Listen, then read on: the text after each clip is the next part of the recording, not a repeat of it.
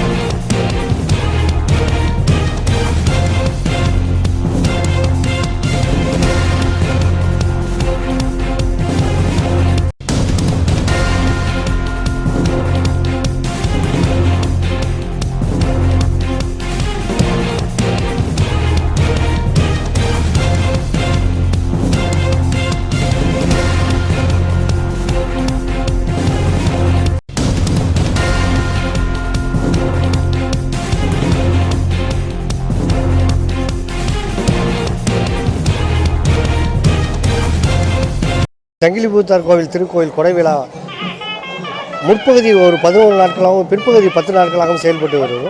இன்று 11ஆம் நாள் ஊர் பூஜை காரணமாக கோவில் கமிட்டி சார்பாக இந்த பூக்களி திருவிழா அனைத்தும் நடைபெறுகிறது.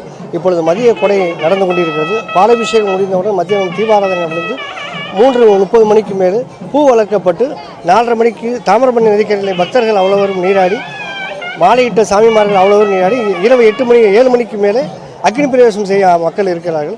அலைமோதும் கூட்டத்திற்கு மத்தியில் பக்தர்கள் அவ்வளோ வந்து போயிருப்பாங்க. கொடை முடிந்த நாளை பேச்சியம்மன் பூஜை, இரவு 11 மணி பேச்சியம்மன் பூஜையும் பாயசம் வச்சு பூஜை பண்ணுற நிகழ்ச்சி நாளைக்கு நடைபெறுது. இதைத் தொடர்ந்து ஒரு 10 நாள் பிற கட்டளைதாரர் பண்ணுறாங்க. திருநெல்வேலியிலையும் தமிழ்நாட்டிலேயே 21 நாள் திருக்கோயில் கொடை விழா நடக்கக்கூடிய ஒரே திருக்கோயில் சுவாமி சங்கிலி பூதத்தார் திருக்கோயில். முற்பகுதி 11 நாட்களாகவும் பிற்பகுதி 10 நாட்களாகவும் செயல்படுது. நேற்று இரவு மகா சிவராத்திரி அன்று 4 வேளைக்கு பூஜையும் சிறப்பாக நடைபெற்று இன்றைய காலை பூஜைகள் வழக்கமாக இருக்குது. இந்த கோயிலுக்கென்று தனிப்பட்ட ஒரு பெருமை உண்டு. எந்த கொரோனா காலத்திலே எல்லா கோயிலும் கூட்டியிருந்த காலத்தில் கூட மார்ச் 22, 1920 கோயில் கொரோனா வரும்பொழுது மார்ச் 10ஆம் தேதியே எங்களுக்கு கோயில் கொடை விழா முடிஞ்சு நாங்கள் கொரோனாவிலிருந்து எங்களை அனைவரையும் காப்பாற்றி கொண்டது எங்கள் சங்கிலி பூதத்தார் தான். கொரோனா காலத்திலையும் கொடை நடந்த ஒரே சன்னிதானம் இந்த ஒரு சன்னிதானம் தான். இதே நாள் 8ஆம் தேதி கொடைகள் இந்த 8ஆம் நாள் நேர் 16ஆம் தேதி வருகிற 16ஆம் தேதி ஒரு சுமார் 4000 பக்தர்களுக்கு அன்னதானம் இந்த கோயில் வைத்து நடக்கிறது. மகேஸ்வர பூஜை அன்னதானம் நடைபெறுது. அனைத்து பக்தர் பெருமக்கள் அனைவரும் வந்திருந்து இந்த அன்னதானத்திலையும் கலந்து கொண்டு எங்களை சிறப்பிக்குமாறு வேண்டி கேட்டுக்கோம். சுவாமி சங்கிலி பூதத்தார் கோயிலினுடைய 118வது வருடாந்திர அமாவாசை திருவிழா நடந்து கொண்டு இருக்கின்றது. இந்த விழாவிலே அநேக பக்தர்கள் இங்கே கலந்து கொண்டு சிறப்பித்து கொண்டு இருக்கின்றார்கள். தற்சமயம்தான் பால்குடம் வீதி வழி சென்று இப்போது கோவிலுக்கு வந்தடைந்து பால் அபிஷேகம் ஆகிக்கொண்டு இருக்கின்றது சுவாமி சங்கிலி பூதத்தாருக்கு. இந்த விழாவானது பல ஆண்டுகளாக மிக சிறப்போடு நடந்து கொண்டு இருக்கின்ற இந்த விழாவிலே வேம்படி தெரு மக்களும் மற்றும் அதை சார்ந்த வேம்படி தெரு, நடுத்தெரு, பெரிய தெரு போன்ற இடங்களிலிருந்தும் மற்றும் பல சுற்று வட்டாரத்தில் இருந்தும் பல பக்தர்கள் இங்கே வந்திருந்து விழாவை சிறப்பித்து கொண்டு இருக்கின்றார்கள். இன்னும் சிறிது நேரத்திலே அபிஷேகம் முடிந்தது, அலங்காரம் ஆகி பூஜையானது ஆகிக்கொண்டிருக்கும். பூஜையான பின்பு ஒரு 2-3 மணி நேரத்திலே பக்தர்களெல்லாம் வேம்படி தெருவில் இருக்கின்ற ஆயுள்பிராட்டி அம்பாளுடைய சன்னிதானத்திற்கு சென்று வணங்கி பூக்குளிக்கான ஏற்பாடுகளை செய்வார்கள்.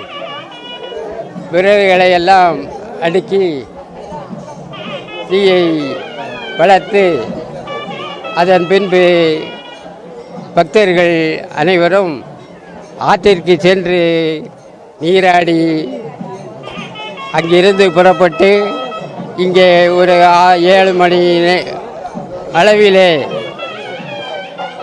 பூ மிதிக்கும் விழாவானது விழாவிலே கலந்து கொண்டு இருக்கின்ற 89 பேர், ஆரம்பத்திலே 10-11 பேர் தான் இங்கே பூக்குழி இறங்கி கொண்டிருந்தார்கள். அதானது வளர்ந்து 15 ஆகி 21 ஆகி இப்படி பூமிதி மிதிக்கின்ற பக்தர்கள் பெருகிக்கொண்டே வந்து பலர் இந்த விழாவில் பூ மிதிப்போம் என்று நேர்த்திக்கடன் செய்து இறங்குகின்றவர்களும் இருக்கிறார்கள். கோமரம் சார்ந்தவர்களும் இங்கே இருக்கின்றார்கள். அதனாலே இந்த பூ மிதிக்கும் திருவிழா இப்போது சென்ற ஆண்டுகளிலே எல்லாம் 80 பேர் 85 பேர் இருந்தது, இப்போது 89ஆக வளர்ந்து கொண்டு இருக்கின்றது. எனவே இந்த விழாவிலே கலந்து கொள்கின்ற எல்லா பக்தர்களையும் நாங்கள் வருக வருக என்று வரவேற்று இந்த விழாவை மிக சிறப்போடு நீங்கள் நடத்த வேண்டும் என்று கோயில் சார்பாக நாங்கள் கேட்டுக்கொள்ளுகின்றோம்.